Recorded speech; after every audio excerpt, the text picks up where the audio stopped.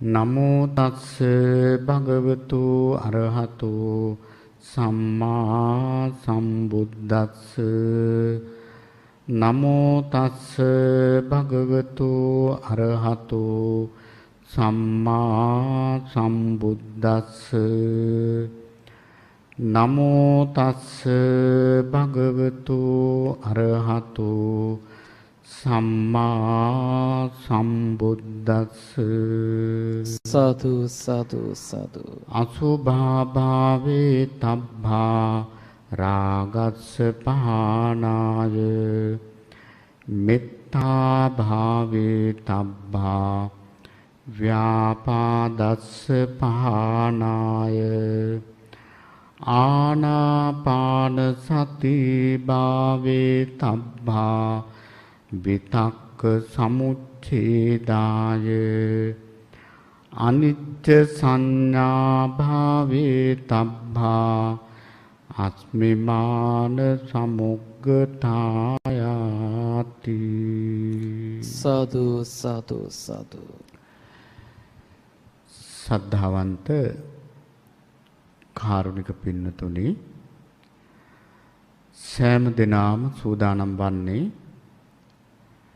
මහා කාරුණික ධර්මරාජානන් වහන්සේ ලොවට සැනසෙල්ල පිණිස දේශනා කොට වදාළ වටිනා දහම් පදයක් කාලය පමණින් ශ්‍රවණය කරන්නටයි පින්වත් හැම දිනාගේම අපේක්ෂාව බලාපොරොත්තුව.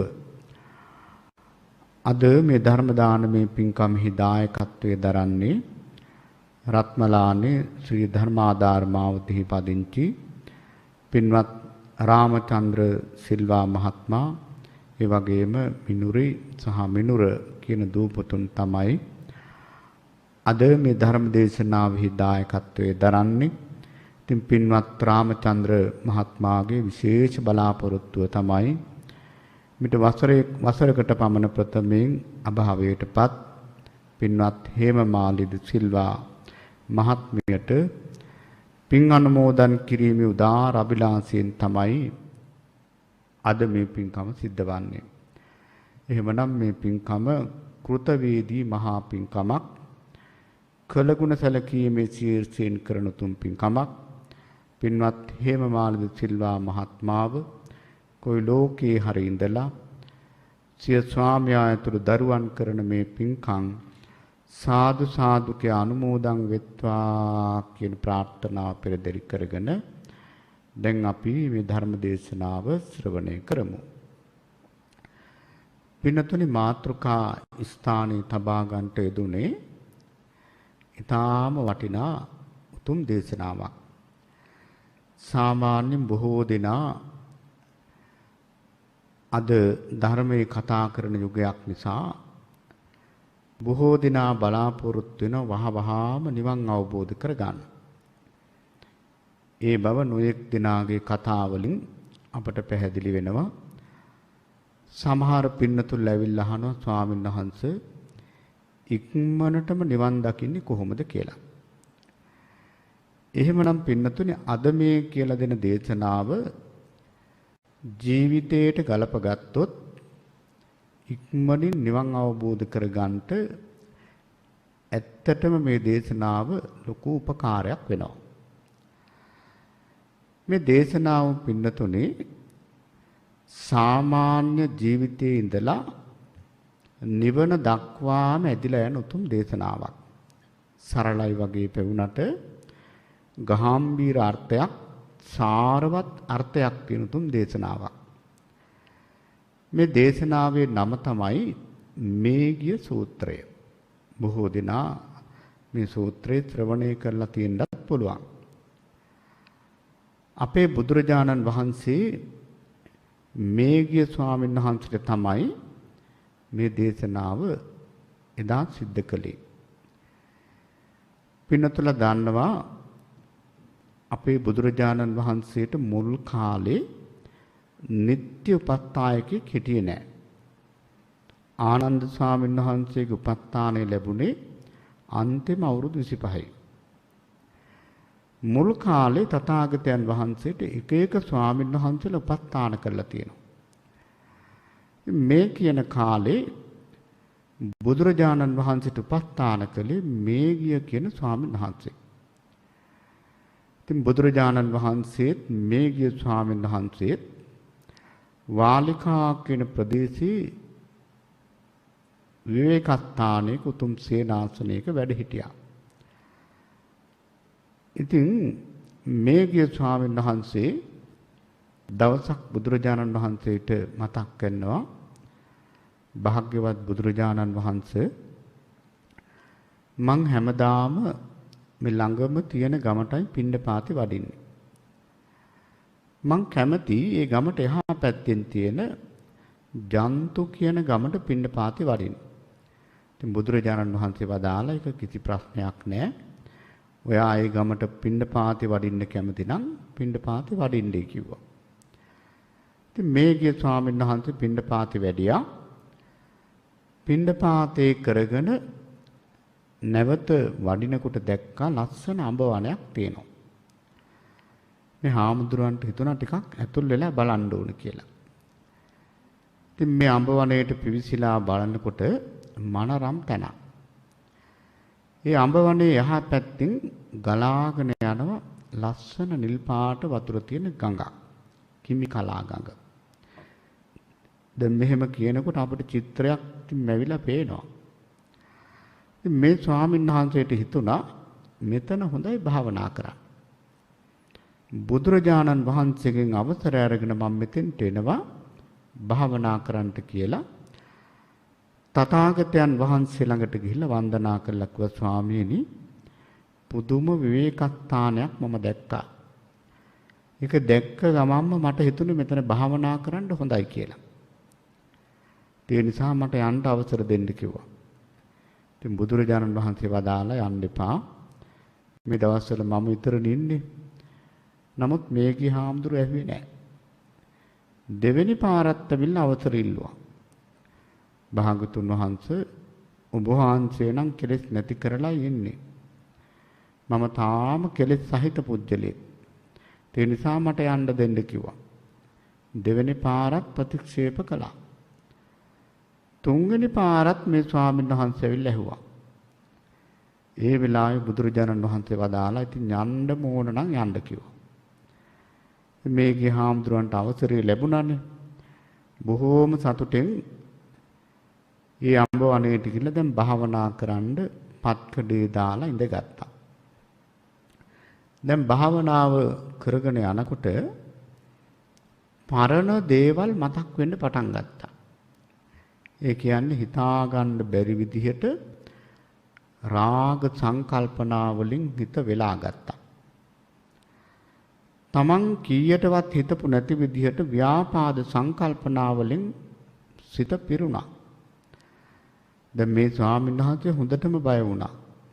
අනේ මම මේ කාම විතරක හිත හිතා ඉන්න මහාන විච්ච කෙනෙක් නෙවෙයිනේ. ව්‍යාපාද විතරක හිත හිතා මහාන වෙලා මහානදම් පුරන්න ආවේ නෑ මම. මම ආවේ සද්ධාවෙන්. මන් නිවන ඉලක්ක කරගෙන ආයේ මහානදම් පුරන්නේ. ඉතින් බය වුණා. ඉතින් බය වෙලා ඉක්මනට බුදුරජාණන් වහන්සේ ළඟට ගියා. ගිහිල්ලා කියනවා ස්වාමීනි මට හරි වැඩේ නියුනේ. මම මේ විවේක පරිසරයේ උපයෝග කරගෙන භාවනා කරන්න හැදුවට කෙලෙස් වලින් මගේ සිත වෙලා ගත්තා කිව්වා. ඒ වෙලාවේ බුදුරජාණන් වහන්සේ වදාලා මේ ගිය ඔය නිවන් දකින්නවා කියන එක ආවට ගියාට කරන්න පුළුවන් දෙයක් නෙවෙයි. මේකට යායුතු ක්‍රමවේදයක් තියෙනවා. එහෙමනම් දැන් මේ දේශනාව මේ පින්නතුල්ලාට කරන දේශනාවක් හැටියට දැන් මේ අත්ව හිතට ගන්න ඕන. එතකොට තමයි මේකේ හොඳට ප්‍රයෝජන ගන්න පුළුවන්. එදා මේකේ ස්වාමීන් වහන්සේට වදාළ දේශනාව අපි හැම දිනාටම හොඳට ගැලපෙනවා. ඉතින් බුදුරජාණන් වහන්සේ වදාරනවා මේ ගිය නිවන් දකින්න නම් මුලින්ම කරුණු පහකින් මෝරන්නට ඕන. කරුණු පහකින් මෝරලා කරුණු හතරක් දිනු කරන්න ඕන. ඔච්චරයි වැඩපිළිවෙල. ලේසි නැද්ද? ලේසි. මුලින් කරුණු පහක් දිනු කරන්න ඕන. කරුණු පහකින් මෝරන්නට ඕන. ඊළඟට කරුණු හතරක් දිනු කරන්න ඕන. බුදුරජාණන් වහන්සේ මේගිය ස්වාමීන් වහන්සේට වදාරනවා මේගිය මුලින්ම නිවන් දකින්න ඕන නම් කල්යාණ මිත්‍ර සම්පත්තිය මෝරන්නට ඕන. දැන් මේගිය හාමුදුරුවෝ මේ ලෝකයේ සිටින අසහාය සහාය හිතා ගන්නවත් බැරි කල්යාණ මිත්‍රය අතහැරලයි භාවනා කරන්න ගියේ.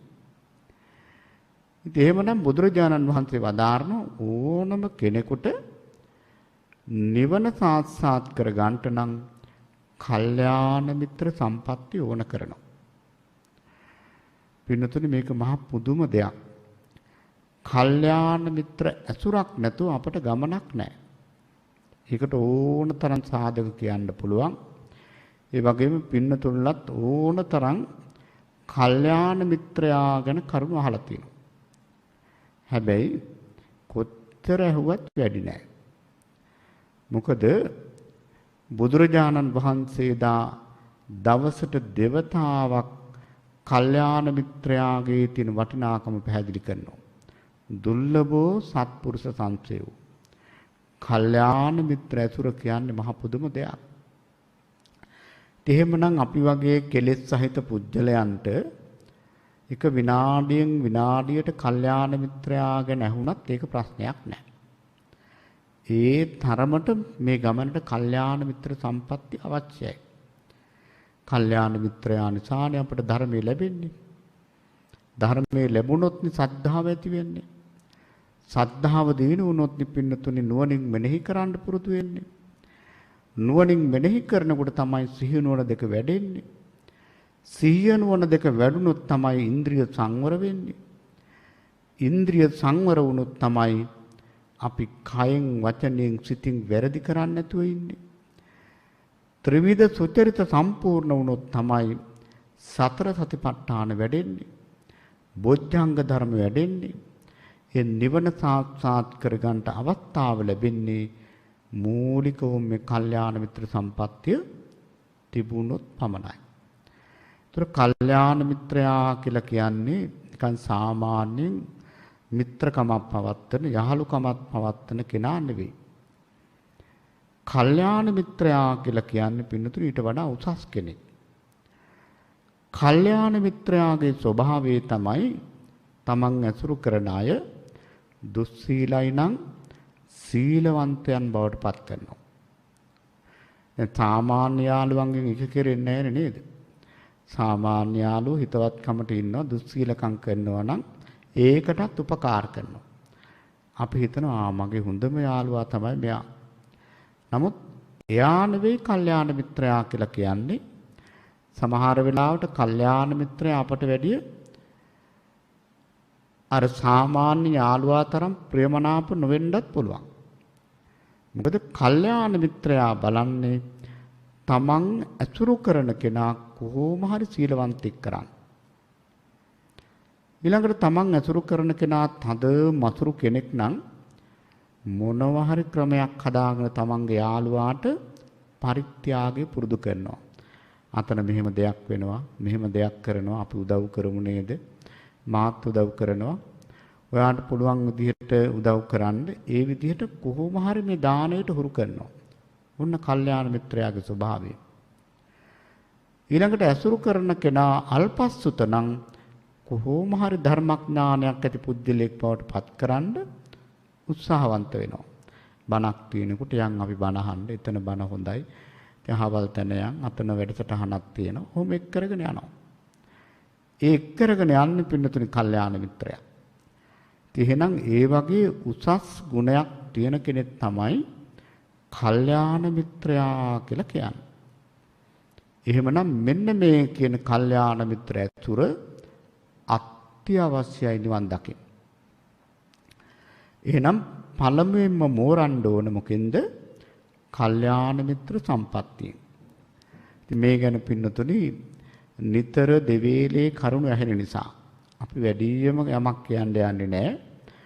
මුළු බුද්ධ ශාසනයම පවතින්නේ කල්යාණ මිත්‍රානිසා කෙනෙකු පින්නතුල්ලා තදින්ම හිතේ තියාගන්න ඕන. ඊළඟට බුදුරජාණන් වහන්සේ වදාරනවා නිවන් දකින්න නම් දෙවනුව සීලවන්ත භාවයෙන් මෝරන්නට ඕන. මේ සිල්වත්කම නැතුව අපිට ඉස්සරහට යන්න බෑනේ. මේ ශාසනය හඳුන්වන්නේ සීල, සමාධි, ප්‍රඥා ත්‍රිතික්ෂාව. ඊළඟට සත්ත්ව විසුද්ධියේ පළවෙනි විසුද්ධිය සීල විසුද්ධිය. සීල විසුද්ධිය නැත්තම් චිත්ත විසුද්ධියට යන්න බෑ. චිත්ත විසුද්ධිය නැත්තම් දිට්ඨි විසුද්ධි, කාංකා විතරණ විසුද්ධි, මග්ගා මග්ග ඥාන දර්ශන විසුද්ධි, පටිපදා ඥාන දර්ශන විසුද්ධි, ඥාන දර්ශන විසුද්ධියට යන්න බෑ. එහෙනම් මේ සත්මහල් ප්‍රාසාදයේම නගින්න තියෙන පළවෙනිම තට්ටුව තමයි මොකද්ද? අත්තිවාරම තමයි සීලය. එහෙනම් සීලවන්ත භාවය ඇති කරගන්න ඕන. ඒකෙන් පින්නතුනි බුදුරජාණන් වහන්සේ මේ ධර්මස්කන්ධ 84000ක් දේශනා කළා. මේ 84000ක් ධර්මස්කන්ධ වලින් ධර්මස්කන්ධ 21000ක්ම උන්වහන්සේ දේශනා කළේ විනය පිටකයේ තුල. කියන්නේ අපේ හික්මීම මෙන්න මේ හැදිච්චකම මෙන්න මේ ශික්ෂණය හදන්න තමයි ධර්මස්කන්ධ 21000ක්ම උන්වහන්සේ දේශනා කළේ. එහෙමනම් මේ සීලවන්තකම කොච්චර වටිනවද කියන එක පින්නතුල හිතන්න ඕන. අනික සීලවන්තකම නැතුව අපිට අපායෙන් ගැලවෙන්නත් බෑ. කොච්චර දන් දුන්නත් අපායෙන් ගැලවෙන්න බෑ. සීලවන්තකම හදා ගන්නම වෙනවා. එහෙමනම් පින්නතුනි මේ ඇත්තන්ට ගිහියන් හැටියට ආරක්ෂා කරන්න තියෙන සිකපද 5යි. මේ ශික්ෂාපද 5 කොහොම හරි ආරක්ෂා කරන්න හැමෝම හිතට ගන්න ඕන. කොටින්ම සීලය කියලා කියන්නේ කයයි වචනයයි දෙකේ සංවරය. එතකොට බුදුරජාණන් වහන්සේ සිකපද පැනෙව්වේ කෝටි ගණන් ශික්ෂාපද පැනෙව්වේ කයටයි වචනයටයි. බලන්න මේ දෙකට තමයි ඔය විනය පිටකයේ තියෙන සියලු ශික්ෂාපද පනවලා තියෙන්නේ. හිතට බුදුරජාණන් වහන්සේ ශික්ෂාපද පනවලා තියෙනවද? හිතට එකම ශික්ෂාපදයක්වත් පනවලා නැහැ. හිතට ශික්ෂාපද පැනෙවුවා නම් සීලවන්ත හොයාගන්න පුළුවන්ද? බෑ. දැන් හිතට හිතන දේවල් ශික්ෂාපදයකින් වළක්වන්න බෑනේ. හැබැයි කයයි වචනයයි සංවර වෙනකොට හිත ඉබේටම ඉතින් මෙල්ල වෙනවා. ඉබේටම සංවර වෙනවා. එහෙමනම් මෙන්න මේ ශික්ෂණය ඇති කර ගන්න ඕන. ඉතින් දැන් පින්නතුල්ලාට ගිහියන් හැටියට මේ ශික්ෂාපද 5 තියෙනවා. ඒ ශික්ෂාපද 5 ආරක්ෂා කරන්නටම ඕන.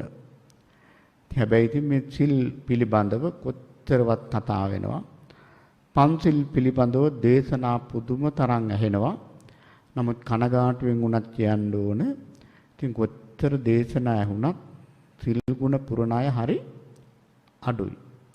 හැබැයි ඉතින් සීලවන්ත භාවයෙන් නැත්නම් ඉස්සරහට යන්න බෑ. එහෙමනම් මේ පන්සිල් ආරක්ෂා කරගන්න හොඳ ක්‍රමයක් තියෙනවා. ඒක පිළිතුරු බොහෝම සරල එකක්. දැන් අපි මේ ශික්ෂාපද ආරක්ෂා කරනකොට හොඳට අවංක වෙන්න ඕනේ. තමන්ම කල්පනා කරලා බලනවා මට මේ ශික්ෂාපද 5න් මොන ශික්ෂාපදයේද ආරක්ෂා කරන්න පුළුවන්? අපි හිතමු එක පළවෙනි ශික්ෂාපදේ පුළුවන්. එයා හැමදාම ඒ ශික්ෂාපදේ සමාදන් වෙලා ඒ පිළිබඳව රැයට නිදා ගන්න ගියාම උදේ කාලේ විවේක තියෙන කාලේ මෙනෙහි කරනවා. අනේ මං කොච්චර හොඳ කෙනෙක්ද. මම මෙහෙම හිටියට දැන් සති ගාණක් මාස ගාණක් මදුරුවෙක්වත් මරන්නේ නෑනේ. එහෙම හිතනවා. එහෙම හිතනකොට පින්නතුනි ඒක මදි වෙනවා. තව දෙයක් සම්බන්ධ කරගන්න හිතෙනවා. ඊළඟට යා ටිකක් කොහොම මේක හොඳට පුරුදු කරලා මොන කැමැති ශික්ෂාපදයක් අපි හිතමු දෙවෙනි ශික්ෂාපදේ. මොන දැන් දෙවෙනි ශික්ෂාපදයක් සමාදන් වෙනවා. දැන් පංචශීලයෙන් දැන් ශික්ෂාපද දෙකක් අකුරටම රැකෙනවා. හැමදාම වෙනෙහි කරනවා අනේ දැන් මං මදුරුවෙක්වත් මරන්නෙත් නෑ. ඉදි කට්ටක දෙයක් හොරකම් කරන්නේ නැහැ. මං කොච්චර වටිනවද? ඒකත් මදි වෙනවා සීලේ හැටි. තුහම පින්නතුනි මාස ගාණක් යනකොට පන්සිල්ම අකුරටම රකින්න හදාගන්න පුළුවන්. දැන් ඒක සාමාන්‍යයෙන් එහෙම ආරක්ෂා කරන්න පුරුදු වුණාට පස්සේ මොනම දෙයකටවත් ඒ ශික්ෂාපද නම් කඩන්න බෑ. ඒ තරමට ඒක සකස් වෙනවා. දැන් සාමාන්‍ය මේ ධර්මයේ ස්වභාවය තමයි පින්නතුනි ටිකක් හොඳට අවංකවම ಗುಣධර්ම පුරනකොට ඒ ටික මදි. දැන් අපි බණක් අහනකොටවත් බලන්නකෝ. මුලින් අපි පුංචි සරල බණ ඇහුවේ. පස්සේ අපිට ගැඹුරු බණ ඕන. මොකද ඒකේ ස්වභාවය එහෙමයි. අවංකවම පින්කම් කරනකොට උනත් එහෙමයි. මුලින්ම පුංචි පින්කම් කරනවා. මුලින්ම තිසරණේ සරණ යනවා. ඊළඟට පන්සිල් 1 2 3 රකින්න පටන් ගන්නවා. ඊළඟට පන්සිලුත් මදි වෙනවා. ඊළඟට අටසිල් රකින්නවා. අටසිලුත් මදි වෙලා දසසිල් රකින්නවා. දසසිල් හොඳට ආරක්ෂා කරලා තවත් කරන්න දෙයක් බලනවා. ඒක මේ සීලයේ තියෙන ස්වභාවයක්. එහෙමනම් පින්නතුල්ලා මෙන්න මේ ක්‍රමයට හරි මේ ශික්ෂණය, මේ හික්මීම, මේ හැදිච්චකම හදා ගන්න ඕන. එහෙම නැත්නම් අපිට ඉස්සරහට යන්න බෑ. එතකොට බලන්න එහෙනම් සීලෙන් හොඳට මෝරන්න ඕන. තුන්වෙනුව පින්නතුනි දස කතා වස්තුව. මේක නම් ටිකක් හුරු නැති වෙන්නත් පුළුවන්. ඒ කියන්නේ කතා 10ක්. පින්නතුනි සිල් ගුණ පුරණ කෙනා මේ වචනය පාලනය කරගන්න ඕන. බුදුරජාණන් වහන්සේ භික්ෂුන් වහන්සේලා වන අපට වදාළේ සම්නිපතිතානං වූ භික්ඛවේ ද්වං කරණීය. මහණෙනි එකතු වුණාම වැඩ දෙකක් තියෙනවා කරන්න. එක්කෝ නිශ්ශබ්දව භාවනා කරන්න ඕන, නැත්නම් ධර්මය විතරක් කතා කරන්න ඕන.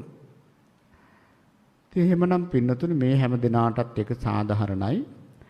අද අපේ රටේ බොහෝ දෙනෙකුට භාවනාවක් හරියට කෙරෙන්නේ නැත්තේ, භාවනාවක් වැඩෙන්නේ නැත්තේ, ප්‍රතිපත්තිය තුළ ස්ථාවරව ඉන්න බැරි ප්‍රධාන බාධකයක් බවට පත් වෙලා තියෙන මේ කතාව. පුදුම කතාවක් අපේ ඇයට තියෙනවා. එහෙමනම් මේ කතාව අඩු කරගන්න ඕන. දැන් බලන්න අපි දවසකට කොච්චර කතා කරනවද? ඒ කතා කරන දේවල් වලින් අපිට ප්‍රයෝජනයක් සැලසෙන්නේ වචන දෙක තුනකින්. අනිත් හැම වචනයක්ම නිෂ්ඵල වචන. වැඩක් නැති වචන. එහෙමනම් වචන පාවිච්චි කරනකොට අවශ්‍ය දේ කතා කරලා නිශ්ශබ්ද වෙනවා නම් මේ වචී සංවරය හොඳට ඇති කරගන්න පුළුවන්. එහෙමනම් බුදුරජාණන් වහන්සේ වදාරනවා දෙතිස් කතා වලින් අයින් වෙන්න ඕන. දෙතිස් කතා කියලා කියන්නේ ඉතින් අපි ඔය හැමදාම කතා කරන කතා ටික. ඔය අපි කතා කරනවා යුද්ධ ගැන කතා කරනවා, හොරු ගැන කතා වෙනවා, නළු නිළියෝ ගැන කතා වෙනවා. ඒවා තමයි ඉතින් අපේ ජීවිතයේ තියෙන කතා ටික කිව්වම හරි.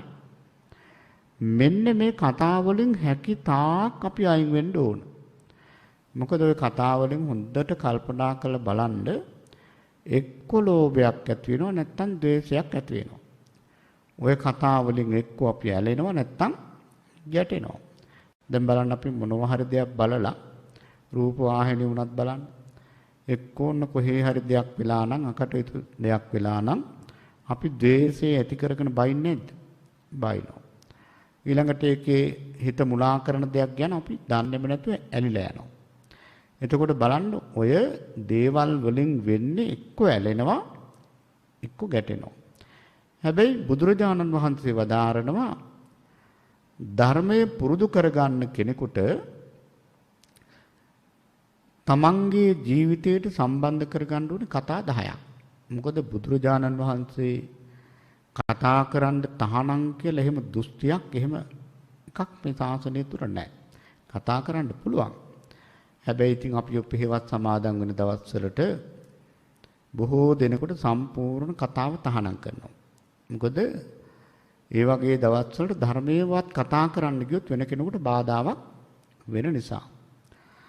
ඉතින් එහෙමනම් අපි පුරුදු කරගන්න ඕනේ කතා 10 තමයි අල්පේච්ඡ කතා, සන්තුට්ටි කතා, පවිවේක කතා, අසංසග්ග කතා, විරියාරම්භ කතා, සීල කතා, සමාධි කතා, පඤ්ඤා කතා, විමුක්ති කතා, විමුක්ති ඥාන දර්ශන කතා.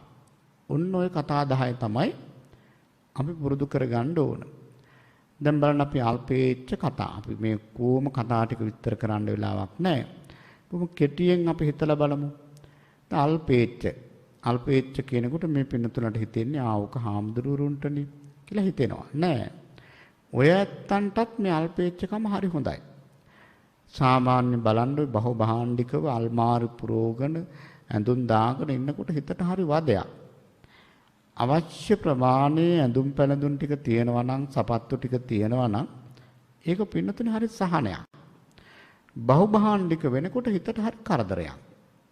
ඒකයි බුදුරජාණන් වහන්සේ භික්ෂුන් වහන්සේලාට මේ 3 සිවුර අනුදැනව දාලේ. සිවුරු 3යි. නියම විදිහට මහානදම් පුරනවා නම් සිවුරු 3ක් හොඳටම ප්‍රමාණවත්. ඒ මොකද මේ බහුභාණ්ඩික වුණු සිවුරු ගොඩාක් පාවිච්චි කරන්න ගත්තොත් පින්නතුනි හරි කරදරයක් හිතට. ගෙදරක වුණත් බලන්න ගුණේ බඩු කුඩ ගහලා තියෙනකොට හිතට මහා අවුලක් නේ.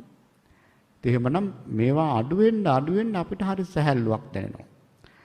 එහෙමනම් මේ අල්පේච්ඡතාවයේ පිළිබඳව අපි කතා කරන්න ඕන නිතරම.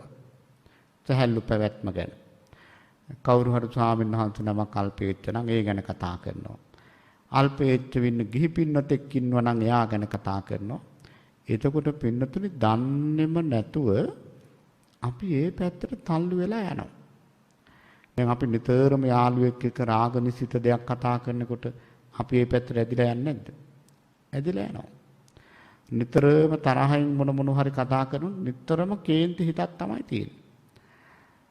එහෙමනම් නිතරම පින්නතුනේ මේ අල්පේච්ඡතාවයේ පිළිබඳව කතා කරනවා නම් අනිවාර්යෙන්ම අපි ඒ පැත්තට තල්ලු වෙනවා. ඒක තමයි ස්වභාවය. ඊළඟට සන්තුට්ඨිය. සන්තුට්ටි කතාවේ කියලා කියන්නේ ලැබිච්ච දෙයකින් සතුටු වීම පිළිබඳව කරන කතාව. අපේ අයට ඕක තියනවාද කියලා හිතා ගන්න බෑ. මොකද සන්තුට්ටිය හරි අඩුයි. ලැබිච්ච දෙයකින් සතුටු වෙන්න දන්නේ නැහැ. දැන් අපි මේ හැම දෙයක්ම කරන්න ඉගෙන ගන්න, කතාද බඳින්නේ, ගෙවල් හදන්නේ, යාන වාහන ගන්න හැම දෙයක්ම කරන්නේ සතුටෙන් ඉන්නනේ. හැබැයි අපේ අයට සතුටක් තියනවද? සතුටක් නැහැ. මොනවා ලැබුණත් මදි. එහෙම කෙනාට පින්නතුනේ මැරෙනකන් සතුටක් නැහැ. එහෙමනම් අපි ඥානවන්ත වෙන්න ඕන. අනේ මේ සන්තෝෂෙන් ඉන්නයි මෙච්චර දුක් විඳින්නේ. මම මේ කියන්නේ අනවශ්‍ය විදිහේ සතුටකින් නෙවෙයි, සැහැල්ලුවෙන් ඉන්න එපා. ඒ ලැබිච්ච දෙයකින් සතුටු වෙන කෙනාට නිවන් දකින්නත් ලේසියි. දැන් බලන්න බුදුරජාණන් වහන්සේ භික්ෂුන් වහන්සේලාට වදාරනවා ලැබිච්ච සිවුරකින් සතුටු වෙන්න. ලැබිච්ච පිණ්ඩපාතයකින් සතුටු වෙන්න. අනේ අද මට මේක ලැබුණේ, අරක ලැබුණේ, මේවා පෝෂ්‍යදායක නැහැ. එහෙම හිතුවොත් එහෙම හැමදාම දුකෙන්නේ. ලැබෙන පිණ්ඩපාතයකින් සතුටු වෙන්න. ලැබෙන සේනාසනයකින් සතුටු වෙන්න. ඔය ආර්යවංශ සූත්‍රයේ උගන්වන්නේ ඕ ටික. එහෙමනම් පින්නතුනේ සන්තුට්ඨිය කියන එක අපි පුරුදු කරගන්න ඕනේ. සමහර විට ධර්මයක් හැටියට නෙවෙයි. සමහර බටහිර අයට තියෙනවා පින්නතුනේ අපිට වඩා සන්තුට්ඨිය. ලැබිච්ච දෙයකින් සතුටු වෙලා ඒත් දන්නවා ඒ පංචකාමේ හරි විඳින්න දන්නවා. අපේ අය ඒක දන්නෙත් නැහැ. ඒ නිසා මේ සන්තුට්ඨිය කියන එක හරි වැදගත් දෙයක්. ලැබිච්ච දෙයකින් සතුටු වීම පිළිබඳව කතා කරනවා. එතකොට අපි ඒක ඒ தත්තට හුරු වෙනවා. ඊළඟට අපි විවේකයේ පිළිබඳව. මේ විවේකයේ කියන එක නිවන් දකින්න කොච්චර අවශ්‍යද? සතිපට්ඨාන සූත්‍රයේ බුදුරජාණන් වහන්සේ වදාරන්නේ මේ ඉලක්කේ කරා යන්ට නම් අරඤ්‍යගතෝ වා රුක්ක මූලගතෝ වා ශුඤ්ඤාගාරගතෝ වා ආරණ්‍යයකට යන්න කියනවා. ඒතර බලන්න විවේකී අවශ්‍යයි. නැත්තම් රුක්ෂ මූලයකට, ගහක් මුලකට, කවුරුත් නැති තැනකට. තමන්ගේ නිවස හරි ශුන්‍යාගාරයක් විවේකස්ථානයක් කරගන්න කියනවා. එහෙම විවේකයක් නැත්තම් නිවන් දකින්නේ කොහොමද?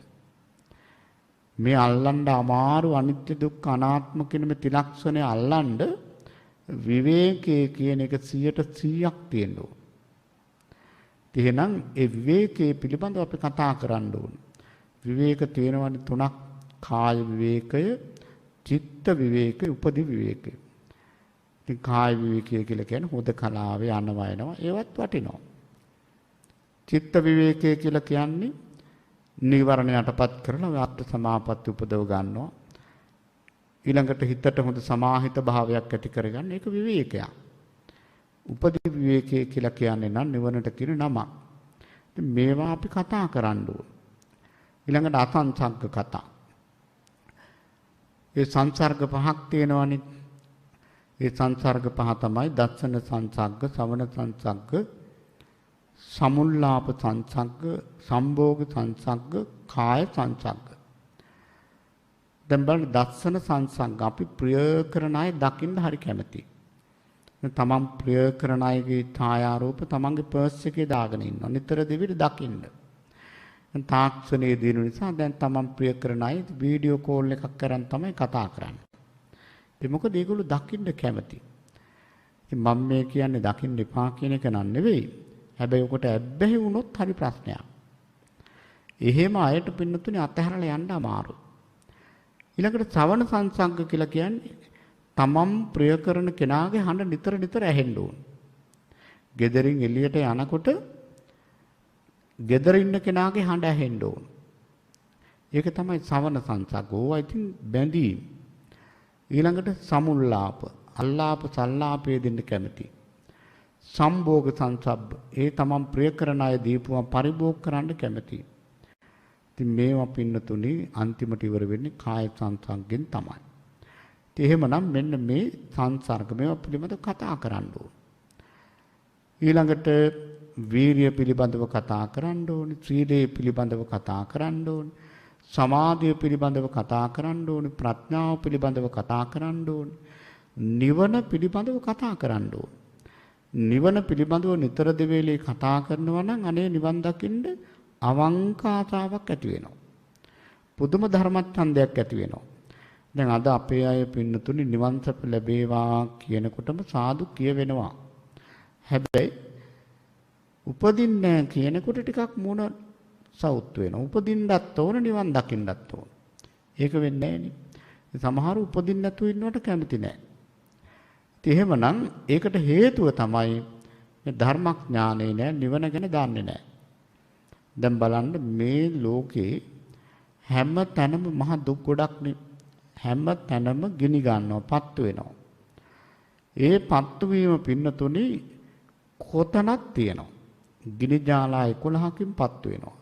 රාග ගින්න, දේශ ගින්න, මෝහ ගින්න, ජාති ගින්න, ජරා ගින්න, ව්‍යාධි ගින්න, මරණ ගින්න, ශෝක ගින්න, පරිදේව ගින්න, දුක් ගින්න, දුම්නස් ගින්න, උපායාස ගින්න, මේ ගිනි ජාලා 11න් මනුස්ස ලෝකෙ ගිනි ගන්න නැද්ද? ගිනි ගන්නවා. දිව්‍ය ලෝකත් එහෙමයි, බ්‍රහ්ම ලෝකත් ගිනි ගන්නවා. ඊළඟට පින්නතුනේ අපාය ගැන කියන්නම දෙයක් නැහැ. මේ ගිනි ගැනීම නැති එකම තැන කොහෙද? නිවන. එහෙම හිතනකොට ඒ සැනසෙල්ල ගැන හිතනකොට නිවන් දකින්න හිතෙන්නේ නැද්ද? හිතෙනවා. එහෙමනම් නිවන පිළිබඳව අපි කතා කරන්න ඕන. මෙන්න දස කතා. කතා කරනවා නම් තථාගත ශ්‍රාවකයෙකුට තියෙන කතා.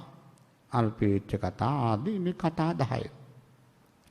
එහෙනම් මේ වාගෙන් හොඳට මෝරන්න ඕන. ඊළඟට තුන්වෙනි කාරණේ දැන් අපි කිව්වේ. හතරවෙනි එක තමයි වීරියෙන් මෝරන්නට ඕන. වීරිය කියලා කියන්නේ ඇත්තටම අකුසල යටපත් කරන්න තියෙන චිත්ත ශක්තිය. කුසල් උපදව ගන්න තියෙන සිතේ තියෙන ශක්තිය. ඕක තමයි වීරිය. ඕක චෛතසිකයක්. චෛතසිකයක් කියලා කියන්නේ සිතුවිල්ල. එහෙමනම් මේ වීරිය හොඳට දියුණු කරගන්න ඕනේ, හදාගන්න ඕනේ. දැන් මෙතෙන්ට ආවනම් බණහන් ආවනම් ඒ වැඩේ කරගෙන යන්න බැරි නම් එයාට වීරිය නැහැ. දැන් මේ බණ අහන වෙලාවේ එක එක දේවල් මතක් වෙනවා නම් කය මෙතන තියලා හිත වෙන තැනක තියාගෙන ඉන්නවනම් වීරිය බිඳුවක්වත් නැහැ. විහාරයකට ගියාම කෙනෙකුගේ ඇඳුමක් ගැන අපිට පේනවා නම් එයා ඇඳලා ඇවිල්ලා තියෙන විදිය හොඳ නැහැ. එයාගේ කතාව හොඳ නැහැ. ඒ කෙනාට වීරිය නැහැ. වීරිය තියෙන තමන්ගේ පන්සලට වඳින්න නම් භාවනා කරන්න නම් ඒ වැඩේ හරියට කරගෙන එනවා නම් අන්න වීරියවන්තයෙක්. එහෙමනම් වීරියෙන් හොඳට මෝරන්න ඕන. අවසාන එක තමයි ප්‍රඥාවෙන් මෝරන්නට ඕන. ප්‍රඥාව කියලා කියන්නේ ඉතින් මේ සල්ලි හම්බ කරන ප්‍රඥාව නෙවෙයි. උදයත්ත ගාමිනී පඤ්ඤා ඇතිවීම නැතිවීම පිළිබඳව අපට අවබෝධයක් තියෙන්න ඕන. ඉතින් එහෙනම් දැන් මේ කාරණා පහ පින්නතුනි පැහැදිලි. මොනවද මේ කාරණා පහ?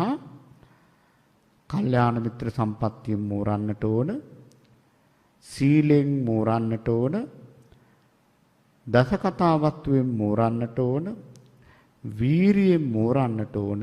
ප්‍රඥාවෙන් මෝරන්නට ඕන. මේ කරුණු පහෙන් මෝරලා කරුණු හතරක් දිනු කරන්න ඕන. ඔන්න වැඩපිළිවෙල. මොනවද දැන් දිනු කරන්න තියෙන කරුණු හතර? පළවෙනි එක තමයි අසුභා භාවේ තබ්බා රාගස්ස පහනාය. අසුභය පුරුදු කරන්න කියනවා මොකටද? රාගය නැති කරන්න. එහෙමනම් මේ රාගය නැත්තම් මේ කාමච්ඡන්දේ, ලෝභය, තෘෂ්ණාව ඔය නොඑක් නම් වලින් හඳුන්වන මේ බැඳීම ගලවන්න නැතුව අපිට උපදීම නවත්තන්න බෑ. කවදා හරි ආසාව නැති විච්ච දාට තමයි අපිට පුළුවන්නේ මේ ඉපදීම නවත්තන්න. එහෙමනම් මේ රාගය පින්නතුනි හරියම සූක්ෂම එකක්. ඉතින් ඒක නැති කරගන්න මේ පිළිබඳව අපි හොඳට කරුණු තේරුම් ගන්න ඕන.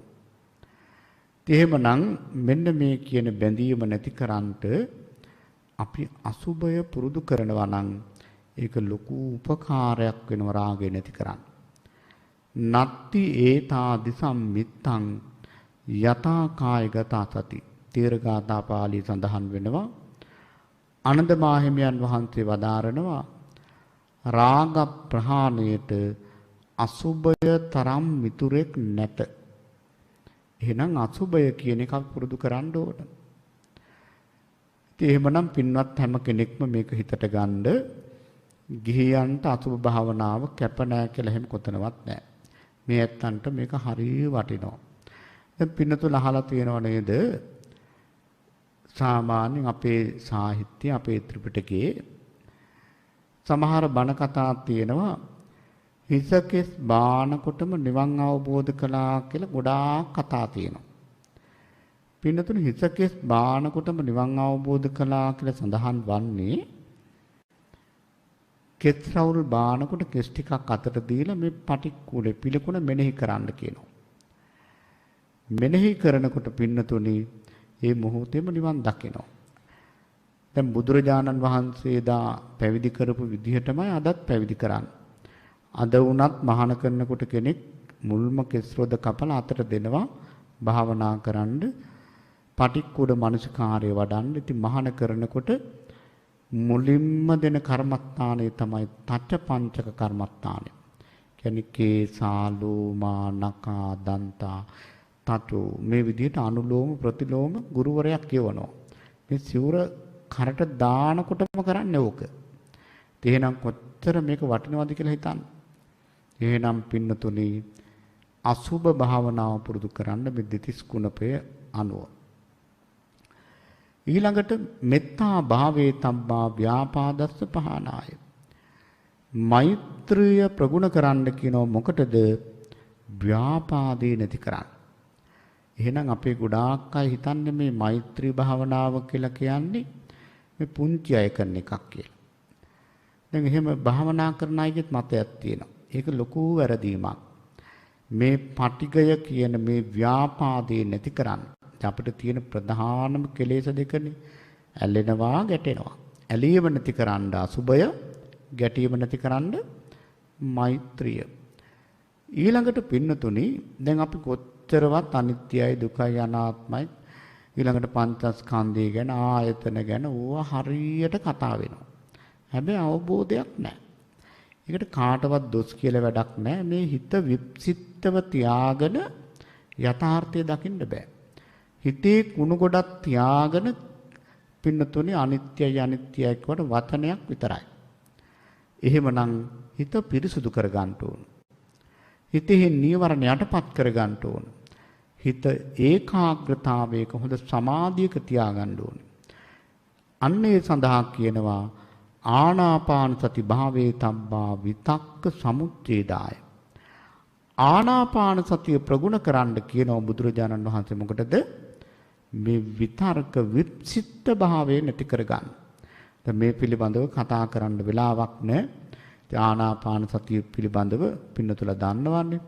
අද ලෝකේ ප්‍රචලිතම භාවනාව තමයි මේ හුස්ම රැල්ල හා සම්බන්ධව කරන භාවනාව. ලෝකේ බෞද්ධ අබෞද්ධ නොයෙක් රටවල් වල පින්නතුනේ මේ භාවනා සෙන්ටර් තියෙනවා. ඒ තරම් බොහෝ දෙනා මේ ආනාපාන සති භාවනාව කරනවා. එහෙනම් සෑම බුදු කෙනෙක්ම ඒ උතුම් උත්තරීතර තත්වයටපත් වෙන්න පාදක කරගන්න මේ ආනාපාන සතිය. එහෙනම් අපි මේ හුස්ම රැල්ල හා සම්බන්ධව කරන භාවනාව ටිකක් කරන්න පුරුදු වෙන්න ඕන. ඉතින් මේ සඳහා විශේෂ පුහුණුවක් නැත්නම් පූර්ව කෘතයක් තියෙනවා. අනිත් භාවනා වගේ යන එන ගමන් කරන්න බෑ. වාඩි වෙලා හොඳට උඩුකය කෙලින් තියාගෙන ස්වභාවික හුස්ම රැල්ලට හිත දාගෙන කරන භාවනාවක්. එන ආනාපාන සතිය පුරුදු කරන්න කියන හිත තැම්පත් කරගන්න. අන්තිමට වදාරනවා අනිච්ච සංඥා භාවේ තබ්බා අස්මිමාන සමුග්ගතාය. අනිත්‍ය සංඥාව ප්‍රගුණ කරන්න කියන මොකටද? ආත්ම සංඥාව නැති කරන්න, මම කියන සංඥාව නැති කරන්න, මාන්නේ නැති කරන්න. ඒ උත්තරයි වැඩපිළිවෙල. එහෙමනම් අපිට මේ පංච උපාදානස්කන්ධය ආයතන මේවා අනිත්‍ය වශයෙන් දකින්න පුළුවන් නේද? එහෙම අනිත්‍ය වශයෙන් දකිනකොට පින්නතුනේ අපිට යථාර්ථේ කරා යන්න ඒක ලොකු උපකාරයක් වෙනවා.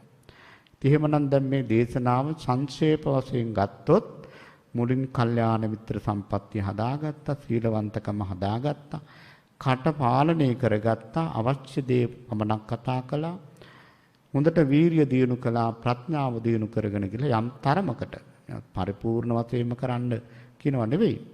යම් කිසි මට්ටමකට මේවා දියුණු කරගෙන රාගය නැති කරන්න අසුබය පුරුදු කරනවා, ද්වේෂය නැති කරන්න මෛත්‍රිය ප්‍රගුණ කරනවා, විප්චිත්තකම නොසන්සුන්කම නැති කරගන්න ආනාපාන සතිය ප්‍රගුණ කරනවා, මම කියන සංඥාව නැති කරගන්න අනිත්‍ය සංඥාව ප්‍රගුණ කරනවා. ඉතින් මේ ටික කරගන්න පුළුවන් නම් එයාට වහවහාම නිවන සමීපයට යන්න බැරි කමක් නැහැ. ඒකයි මම කිව්වේ සාමාන්‍ය ජීවිතයේ ඉඳලා නිවන දක්වා මැදිලා යන දේශනාවක්. මේ දේශනාවත් යම් තරමකින් හරි පින්නතුන්ලාට මේ ධර්මයේ කරා යන්නට උපකාර වේවා කියලා ප්‍රාර්ථනා කරනවා. ඉතින් අද මේ ධර්ම දේශනාවෙහි දායකත්වයේ දරන්නේ රත්මලානේ ශ්‍රී ධර්මාදාර මාවතී පදිංචි පින්වත් රාමචන්ද්‍ර සිල්වා මහත්මයා සහ මිනුරි සහ මිනුර දුවදරුවන් ඇතුළු ඒ පවුලේ පින්වත් හැමදෙනා. ඉතින් පින්වත් රාමචන්ද්‍ර මහත්මයා බොහෝම බලාපොරොත්තුෙන් පුදුම උවමනාවකින් තමයි අද මේ පින්කම සංවිධානය කළේ. කීප වතාවක් කතා කරමින් පුදුම උනන්දුවකින් මේ පින්කම සිද්ධ කළා. සිද්ධ කරන්නට මහන්සි ගත්තා. එතුමාගේ ඒකායන පරමාර්ථය තමයි තමන්ගේ දයාබර බිරිඳ වසරකට පමණ පෙර පරලෝ සැපත් හේමමාලිද සිල්වා මහත්මියට පින් අනුමෝදන් කිරීම. ඉතින් හේමමාලා සිල්වා මහත්මිය ඩුබයි රාජ්‍යයේ එක්සත් අරාබි එමිරාජ්‍යයේ සෑහෙන කාලයක් ඉඳලා තියෙනවා. ඒ වගේම ඩුබයි දහම් පාසලේ ආරම්භක ආචාර්යවරියක්. ඉතින් අවුරුදු ගණනාවක් ඒ දහම් පාසලේ ආචාර්යවරියක් හැටියට කටයුතු කළා. ඒ වගේම ලංකාරාම අපේ භාවනා මධ්‍යස්ථානයේ පින්වත් දායක පින්නතුල්ලා. ඒ නිසා හැම ජීවිතේ පුරාමත් දැන් මේ අවස්ථාවෙත් රැස් කරගත් උදාාර පුණ්‍ය ශක්තිය පින්වත් හේමමාලිද සිල්වා මහත්මාවට ඒකාන්තයෙන් පෙනේවා. සාදු සාදු කියා මේ පින් අනුමෝදන් වෙත්වා කියලා ප්‍රාර්ථනා කරනවා. එසේම පරලෝසෙපත් දෙපාර්ශ්වයේම දෙමව්පියන් වන එස්.එච්. සිල්වා පියාණන්, පර්ල් සිල්වා මෑණියන්, ඒ වගේම සද්දාතිස්ස සිල්වා පියාණන්, ඊසාද සිල්වා මෑණියන් ඇතුළු අභාවයටපත් සංසාරගත සියලුම ඥාතීන්ට මේ කුසල් නිවන් පිණිස වේවා කියලා ප්‍රාර්ථනා කරනවා. දේශකයන් වහන්සේට සිත පතනවා. ඒ වගේම බොරලන්දේ වජිරඥාන ස්වාමීන් වහන්සේට සිත පතනවා. ඒ වගේම බෞද්ධ නාලිකාවේ නිර්මාතෘ දරණාගම කුසල ධම්ම ස්වාමීන්ද්‍රයන් වහන්සේ ප්‍රධාන අපවත් වී වදාළ සියලු ස්වාමීන් වහන්සේලාට නිවන් පතනවා. දෙවියන් සයි සමත්ත ලෝකයාට මේ කුසල් නිවන් පිණිස වේවා කියන පැතුම තියෙනවා. නමින් මේ පරලෝකීය සිළු බන්දු වර්ගයාට මේ කුසල් සැනසෙල්ල පිණිස වේවා කියන ප්‍රාර්ථනාව තියෙනවා. එහෙමනම් පින්වත් රාමචන්ද්‍ර මහත්මයාගේ ඒ වගේ මිනුරි සහ මිනුර දරුවන්ගේ මේ කල්යාණ මිත්‍ර හැම දෙනාගේම සියලු සම්‍යක් ප්‍රාර්ථනාවන් මුදුන්පත් වේවා. නිවන දක්වාම මේ කුසල් උපකාර වේවා කියලා ප්‍රාර්ථනා කරමු. ඒ වගේ මේ දිනවල පින්නතුනේ මුළු ලෝකයේටම බලපාලා තියෙන මේ කොරෝනා වසංගත තත්ත්වය දුරු කර ගන්නට තුරුණුවන්ගේ ආශිර්වාදේ අපි නිරතුරුවම ප්‍රාර්ථනා කරනවා. විශේෂයෙන් මේ ලංකාව අපේ රට මේ දිනවල මේ උවදුරෙන් බොහොම පීඩාවට පත් වෙලා සිටින අවස්ථාවක්. ඉතින් භික්ෂුන් වහන්සේලා හැටියට මහා සංඝ රත්න හැටියට අපි පින්නතුන්ලාට විශේෂයෙන් මතක් කරනවා පුළුවන් තරම් පිරිත් සජ්ජායනා කරන්නට. ඉතින් ධර්මයේ පැත්තෙන් ධම්මෝසද සමන්නත්තියේ තම්පිවත භික්ඛවෝ කියලා බුදුරජාණන් වහන්සේ වදාලා ධර්මෝසදේ තරම් ඖෂධයක් නැහැ. ඒ නිසා රතන සූත්‍රය, ඒ වගේ බොජ්ජංග සූත්‍ර දේශනා, ඒ වගේම පින්තුන් දජග්ග සූත්‍රය වැනි සූත්‍ර දේශනා හැකිතා කන්ද පිරිතත් ඉතාම හොඳයි. මේ වගේ පිරිත් පුළුවන් තරම් සජ්ජායනා කරන්න තමන්ටත් ඒ වගේම රටටත් ලෝකයටත් ඒ තුලින් සෙත් ප්‍රාර්ථනා කරන්න. ඉතින් එහෙමනම් ඒ සියලු දුරු වලින් දුරවන්නට ඒ වගේම ඒ සඳහා අප කැප වෙලා වැඩ කරන සියලු දෙනාටමත් තුරුණුවන්ගේ ආශිර්වාදේ ලැබේවා කියන ප්‍රාර්ථනාව පිහිටුවා ගනිමු. ආකාසට්ඨා ච බුම්මට්ඨා දේවා නාග මහිද්దికා පුඤ්ඤන්තං අනුමෝදිත්වා තිරං රක්ඛන්තු ශාසනං තිරං රක්ඛන්තු දේශනං තිරං රක්ඛන්තු මං පරන්ති.